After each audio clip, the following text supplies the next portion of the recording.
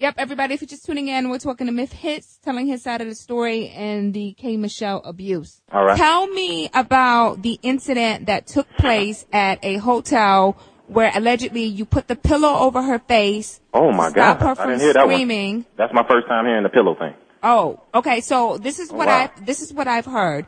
Okay. That you guys were fighting in a hotel.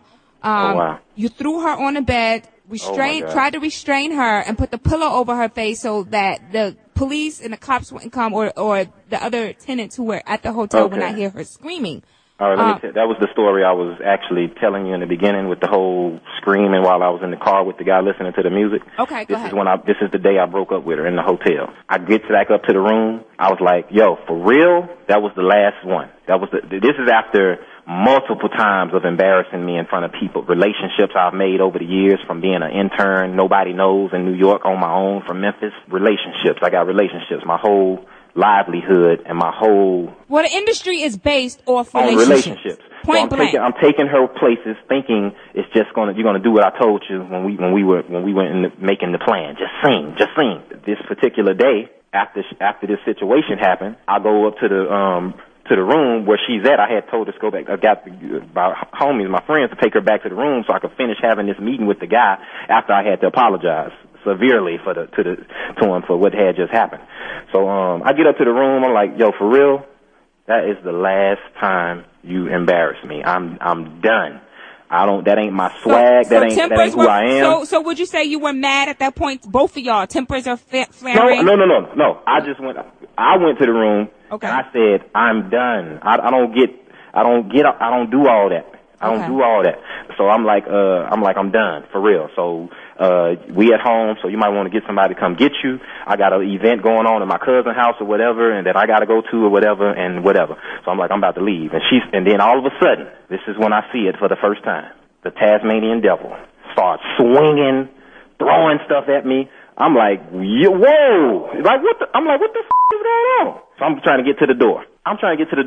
Blocking punches. I'm out the door trying to explain to the housekeeping ladies, yo, y'all call somebody, because she's throwing stuff out the window. They's like, everything okay?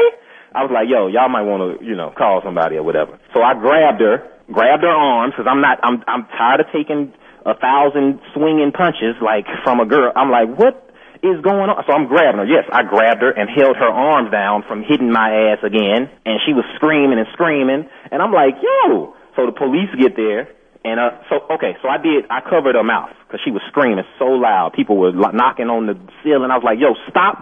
What are you doing? Mm-hmm. Like, listen. Do you see yourself? Are you crazy or something? So you're saying the only thing you did was restrain her? Restrained her, yes. From the scream, she was screaming so loud. So was this the first incident that you guys had that had ever gotten to that point where y'all was swinging at each other? Yes. And fighting. Everything else was crazy stuff, like, little stuff like one time she took my phone while I was on it doing heavy business in my BlackBerry. Took my phone out of my hand and threw it in the toilet. And I'm looking at my phone swimming in the toilet. And then I faked like I was about to throw her phone out the window, and she starts crying. And I gave her the phone back, like I didn't even throw the phone out the window. I had to go get a new phone, get all my contacts back. And she's like, I don't know why I did it. I just did it. It sounds to me that you guys had like a tit for tat type of relationship. I'm really disappointed that it's somebody that could get on national TV and say this. And then I told you know why K. Michelle didn't say my name on TV? Everybody's like, she didn't even say your name. Why is that? Because I called my attorneys before that show came out, and they called Mona Scott and said, do not say my client's name and defame his name, because he says he didn't do that. And unless your person on your show has proof that our client hit her and beat her like she's going to say he did and all of this stuff, you better have proof, because if you don't, we're coming. Sorry, Mona. I fuck with you, but I'm sorry. I got to get that. Anyway, but what I'm saying is, if you find one girl in the world, she's been saying this for almost 3 years now, if you can find one girl in the world to support that I've ever did anything aggressively towards them, I'm looking at the previews and stuff, and Arian, she's sitting with K. Michelle. Arian, did you tell K. Michelle I used to date you too? Like, can you character witness for me right now? And you in this show, all these people in the show, you talking about I hit a girl and I beat women. You know me. all the time I was messing with you, did I ever raise my hand to you? But no, ever since I met the love of my life, my wife, my people moving out of town, fuck that. She like, hell no. So my kids' parents moved, my kids' moms moved. Like everybody, don't nobody, like, damn, nobody happy for me? But so, I ain't So you tripping, think this is stemming from? I don't think. You know it's stemming from you marrying Toya. Yes. Okay. Now, how does Toya play in all of this? Did you cheat on K. Michelle with Toya? Please, no. Okay. So I stopped after the whole police thing. I just stopped talking to, like, for real.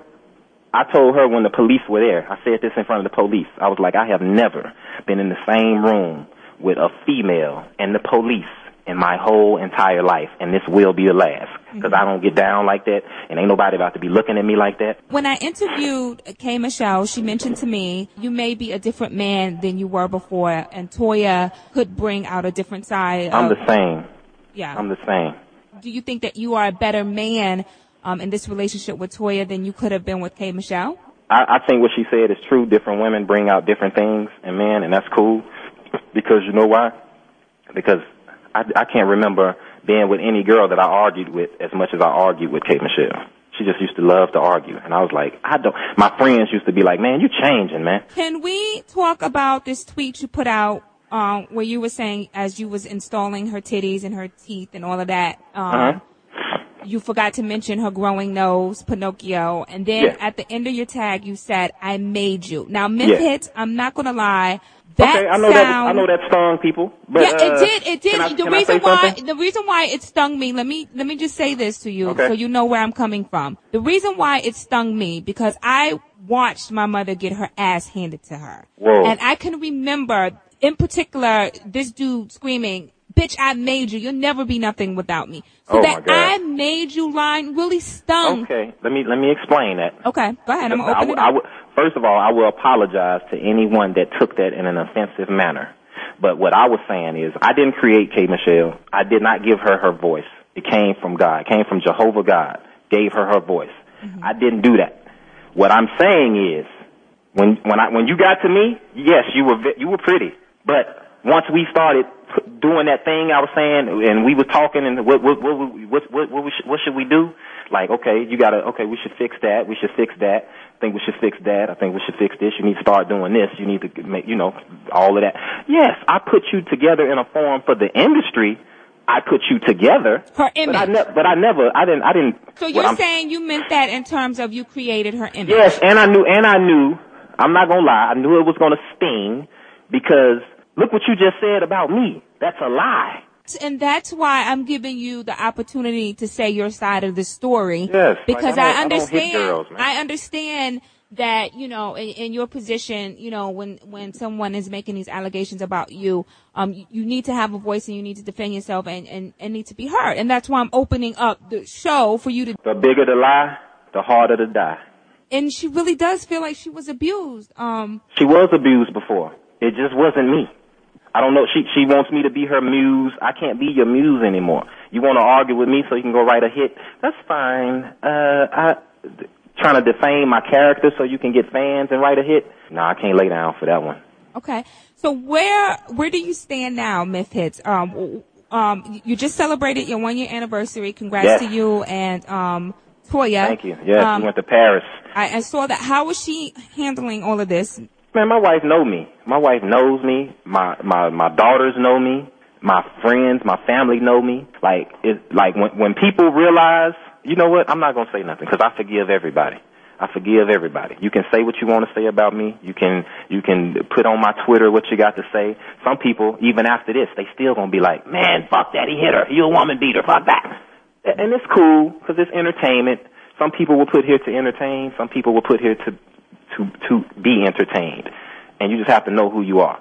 So it is what it is. I'm sorry if my tweet offended anybody, but as far as I'm concerned, you might as well say I raped you. What would be going on now if you said I raped you? What would be going on right now if you said I did this to people or I did like for real? Mm-hmm. Like I'll be up on the fucking in front of on the shooter's line, like what everybody looking at me like without even hearing my story, without even hearing my side. Like, have you ever heard me say anything out of line to K. Michelle before this? Even back in the day when she was saying stuff, like, it just used to be little stuff like, I'm like, really? I hit you? Please, when she started figuring out me, and when she started hearing news of me and Toya out there, my cousin even told me, she said, oh, hell no. Does she still keep in contact with your family members? Yes. Mm-hmm. Yeah. My family members are calling me, like, telling me stuff, like, what's being said. I'm like, listen, we would have been cool if she had said, it would have been cool if she had said, I was in an unhealthy relationship. Shit was kind of whack. So I had to get on and just do my own thing and sing. I got out the label and I just had to start singing on my own. That's cool. I'll lay down.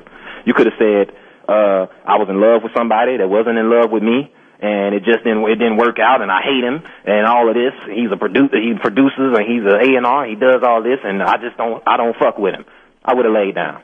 I don't got nothing to say about that. Executives get attacked every day by artists, disgruntled artists. So would there be a moment that you guys can maybe sit down and bury this? I'm not burying nothing with the devil. Okay. I'm not, no. I don't, no. Like, anybody that has the mind to do that to somebody, I'm good. Same as I was in that hotel that day, I'm good on you, homie. Like, do what you do. I wish you all of the best of success in the world. Mm-hmm. I hope you sell millions of records. I hope you do big things, and I hope, you do whatever. But I also hope that you go get help, because I don't know what's going on. I know things happened to you in your past that hurt you, and things I would never condone from what you've told me. But you've told a lot of people a lot of stuff. Mm-hmm. And the best trick the devil ever pulled was making people think he never existed. But I'm God body, and I know why I'm here. All praises to Jehovah. Okay. You're not going to lie on me to get where you got to go. I'm a husband with kids, a husband with daughters that look up to me, that kiss me, that I take to school, that I kiss, that I raise and tell them which way to go and which way not to go. And ain't no man gonna come in here. No, you don't let a boy say that to you. No, you can't. The way I treat them is how they know this is how a woman is supposed to be treated. I don't do woman stuff. I don't argue with women. I don't fight women. I would never raise my hand to a woman. I don't care how much you follow me for the rest of my career, my journey. You're never gonna see me hit a girl. Ever. Okay. And we'll end on that note. Everybody, it's Memphitz. It's his side of the story. Finally, his voice has been heard. Anything else? Because my understanding is this is your one and only interview. So is there anything else you want to say before we part today? You're definitely the first person I've told this story. And I just hope K. Michelle the best of luck in her career.